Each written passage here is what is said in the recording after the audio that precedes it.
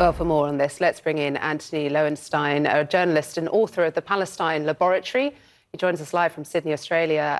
Antony, thanks for your time. This was a stunning press conference, and critics of this proposed deal, and there are many, are calling this dangerous, reckless, unethical. What do you make of it?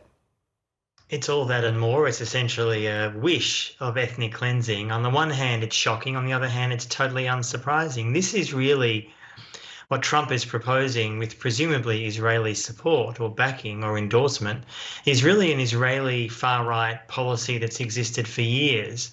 In some ways, it started arguably in 1948, the establishment of Israel, but the plan was always from the beginning, from the Israeli Jewish state, to have as few Palestinians as possible in Palestine. That happened in 1948, 1967. It's happening potentially again now.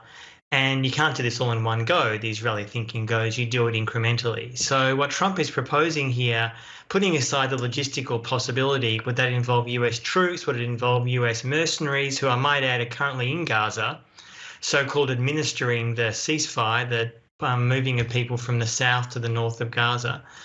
And it's unclear where the Palestinians will go. I mean, the Arab countries have said they won't accept them, although I wonder how solid that refusal is if Trump twists their arm. I mean, if Egypt or Jordan take many more Palestinians, they already have many in their borders, it'll hugely destabilise their own country.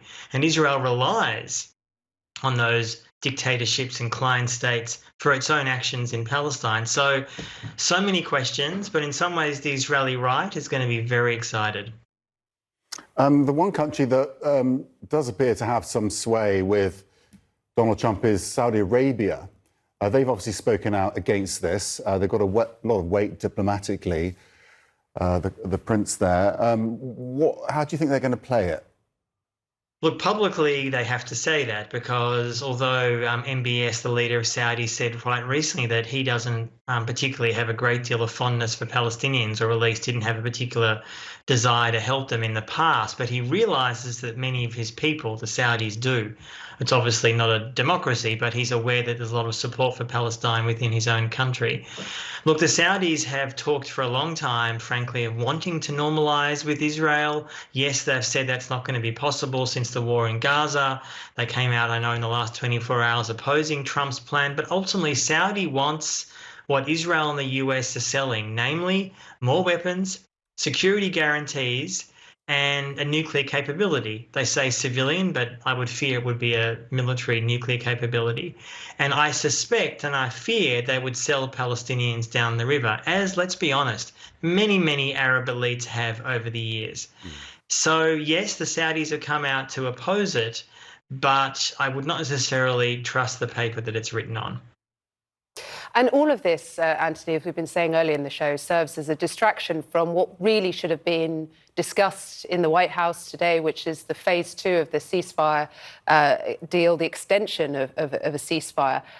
Where does that leave the ceasefire right now? Is this really what Benjamin Netanyahu wanted all along, a distraction from that? I mean, he wanted a distraction, and in fact, members of his coalition, including Smotrich, who's a far-right fascist, has come out openly and said that there should not be a round 2 and Israel should go back in and reoccupy Gaza, although there are still Israeli troops there. Well, of course, if there is no second phase of the ceasefire agreement, that many Israeli hostages, let alone huge numbers of Palestinian hostages that Israel holds, will not be alive, will not be released, will potentially die or be killed. So that would be clearly a problem for many Israelis. Understandably, they want to get their people out of Gaza.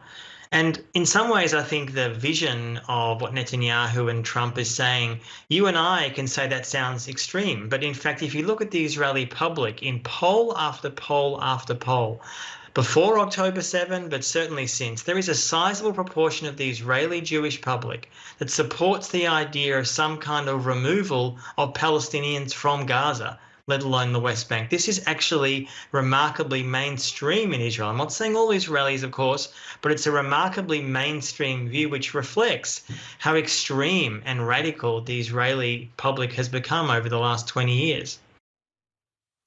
OK, Antony, in Sydney, thank you so much for that, giving a much sort of wider global perspective to what an extraordinary event last night. Yeah. We will wait to Thank see you. what Trump follows through on. Thanks, Antony.